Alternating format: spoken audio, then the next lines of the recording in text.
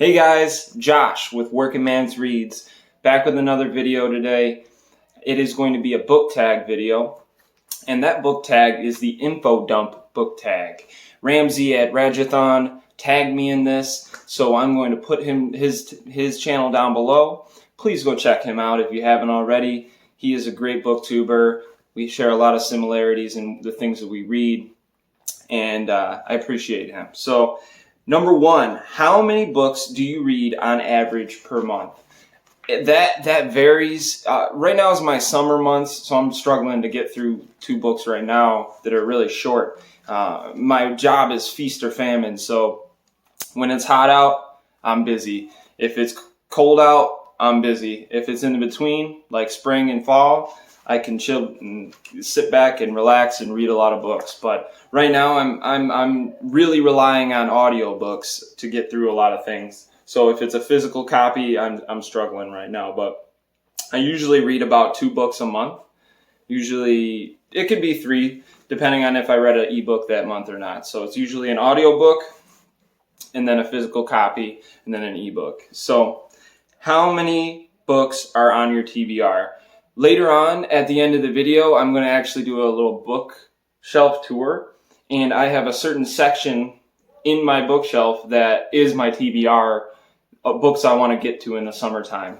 So, also I use Goodreads, and I have a books owned shelf, and I use that as my TBR. Those are books that I already own that I definitely want to read, and then I have books that I want that my wife can kind of find some gifts and stuff, or family members, and they can pick those books that I don't own that I do want to read. So hope that answers the question. But I did do a June TBR video, so I'm going to stick to that.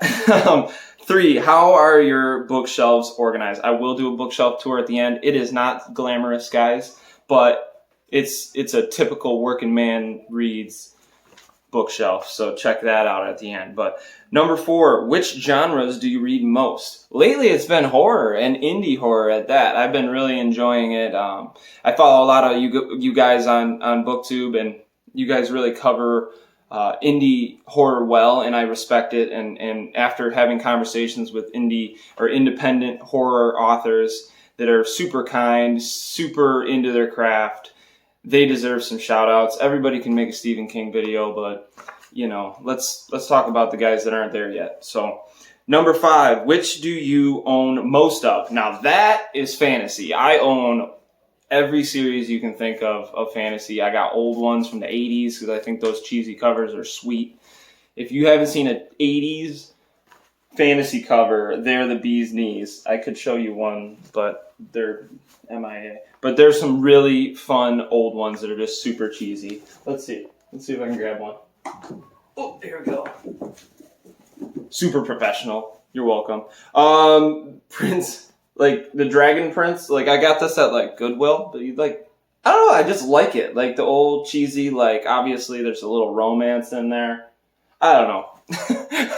And this is a female author. I do actually plan on reading this soon because I'm trying to get into more females, and actually currently with everything going on, I'm trying to read more African American authors. I just think that's important. I think that we all should branch out of our comfort zones and, you know, and try to get into things that we don't usually read. So 6 is, which is your preferred form of reading? Well, like I said earlier, nothing beats a paperback, and an old one at that. I love the smell. I love holding the paper in my hand. I love having the book in my hand. But unfortunately, with the way that my job is and the fact that I am a dad and a husband, I do read a lot of audiobooks during my workday while I'm up on roofs or I'm in people's basements or whatever I'm doing that day. Number 7, who is your most owned author? King. I have probably half his books, I would say. So he's my most owned author. And then probably Kuntz second, believe it or not. I haven't read all the Kuntz that I own, but I do have like 12, I think. So describe your favorite writing style. Now, this is where we get into a hairy section of these questions, and I am an uneducated person with writing devices and things pertaining to writing. I am trying to educate myself on it to be a better reviewer, but let's try to make my way through this. So, describe your favorite writing style. I would say I really enjoy the poetic prose sometimes when it comes to fantasy, like a Rothfuss or, trying to think of another, but you know what I mean, like very flowery. Sometimes I do like that. But when it comes down to like, if it's asking if I like a certain way a story goes, I like magic realism. Like Murakami does that, Haruki Murakami. He like basically it's the world you're in, but there's the way that he's writing, it's like, am I really in this world, or am I in somebody's mind, or am I somewhere else, So I like that. It's magical realism, but that might not even be what the question's asking. So the next one is 9. What is your favorite literary device that I like and dislike? Let's just say that, sometimes overly flowery writing can be kind of a blessing or a curse. Sometimes if it's done really well, you're like, wow, that was like, what the heck am I reading? Like, this is amazing. And then sometimes you're like, okay, dude, you could have made that one paragraph, So, number 10, which character archetypes do you like best? And I put the anti-hero. So that's kind of a fantasy thing. Like, basically, you have this guy who's got everything going for him, but he bucks the system, doesn't want to be this legendary hero or this important person, and he kind of fights that feeling inside that like he's not really as good as everybody thinks he is. I think that's a great character. So, number 11, what is your favorite book setting? And I put like a portal fantasy, or like basically the Dark Tower, like how King did. There's like the main world, and then there's different ways that the world can go, different timelines and different things like that. I think that if that's written well, that kills it as a storyline. Like the Drawing of Three, was great, and that's why I loved it. It was like I've never read anything like that at that time, and I think that's I wish more authors did that. Number 12, what are your favorite romantic tropes? Totes my goats. Is, I would say, friends to lovers, like maybe a character that's in the story the whole time, and all of a sudden they're like, hey, like things are going good, It can be a little cheesy, but I enjoy it, so. All right, now for the fun part, and I will do a little bookshelf tour, but it's nothing great, but I do my best, so. All right, so we got up here, we got just hardcovers that, truthfully, I just didn't know where to put them all. So, my grandmother's Bible, she was a preacher for 40 years. I got some Ken Follett's I got to get to. I was a Book of the Month club person, never read them. I suck. And then we got The King, double stacked, because I'm a savage. Got a lot. Lisi's Story. I could do a whole video on that, because I love that naked hardcover. Wow, I should step back. And then we got all my paperbacks. Most of those are red. I got On Writing, because you need that. This is pretty cool. This is like a cemetery dance. Like, yeah, let's bust that out. This is going to be really just, at this point, most of you have clicked off, but I think it's like signed. Yeah, it is.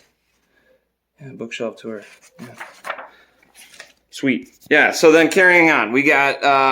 this is like extended TBR stuff. Some of this I've already read. Things that'll be on this next shelf, which is basically what I'm going to get to this summer. So you'll notice some of the ones that I have had on my TBR.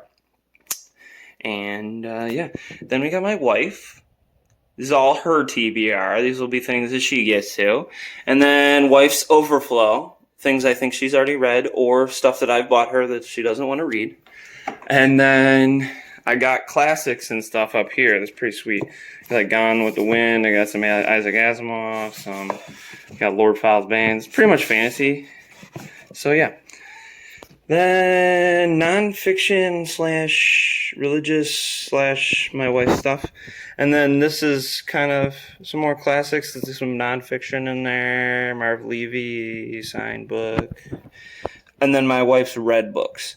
She's having a good year. This is a good year so far. So So that has been your bookshelf tour. Sorry that it is super high quality and I'm a professional. But you know what? Small booktubers got to start somehow. I got to get a desk. I think for Father's Day I'll be getting one. But hey, at the end of the video, if you've actually made it this far, I just want to say, hey, support your local businesses. And especially during this time, in my city, I've been like only shopping at African American owned ones, like some of my friends' businesses that they have downtown. I just feel like at this point, it's important to kind of build the community back up. I stand with Black Lives Matter and making a change during this time, but as a white guy, really all I can do is just be the best person I can and be supportive and help out when I can. So hug your neighbors. If you're working too much, you should start reading more. So I appreciate you guys. If you made it this far, cheers to you guys. Oh, and if I'll tag CK Reads. He's a busy guy too. It seems like he's been working really hard, and let's make him do another tag. Cheers, guys.